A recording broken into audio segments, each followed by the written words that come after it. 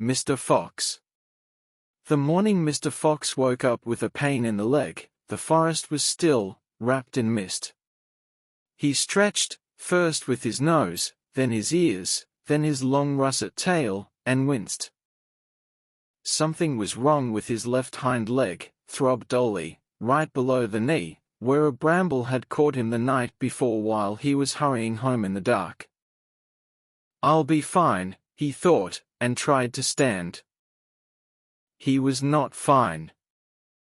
He hobbled to the mouth of his den and squinted at the pale morning light.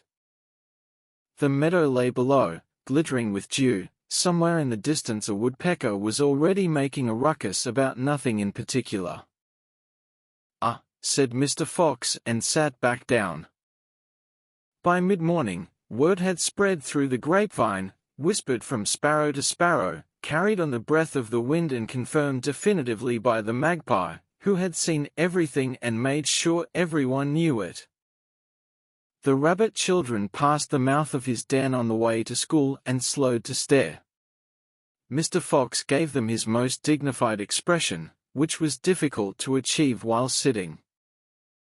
Old Badger came by with his walking stick and a pot of blueberry jam he said was for his nephew but seemed to have brought along just in case. "Bramble?" Badger asked, peering at the leg. "Bramble," Mr. Fox confirmed. Badger tilted his head slightly and set the jam down anyway. By afternoon, Mr. Fox had received 1 pot of blueberry jam, Badger, a small bundle of dried lavender, the field mice, who left it at a safe distance, 7 alarmed looks, the rabbit children, again, on the way home from school, and a long lecture from the owl about the importance of watching where one was going at night, delivered from a high branch without any offer of actual assistance. What he had not received was any way to reach the brook, where the cold water might have helped with the swelling. He stared at the meadow.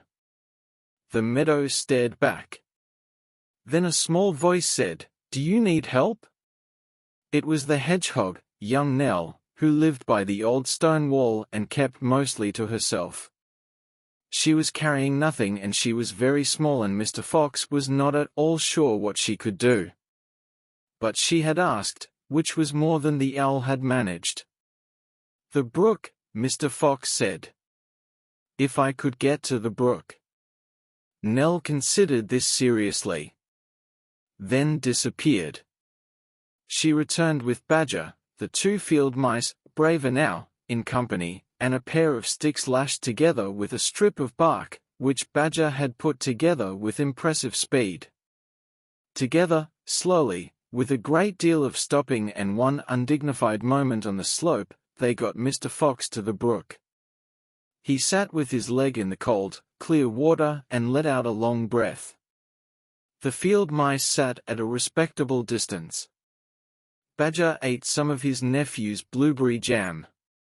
Nell sat beside Mr. Fox and watched the water move. "Thank you," Mr. Fox said. "You'd have managed," Nell said, which was not entirely true, but was a very kind thing to say. By the end of the week, Mr. Fox's leg was nearly healed. He was careful on the bramble paths after that, especially at night.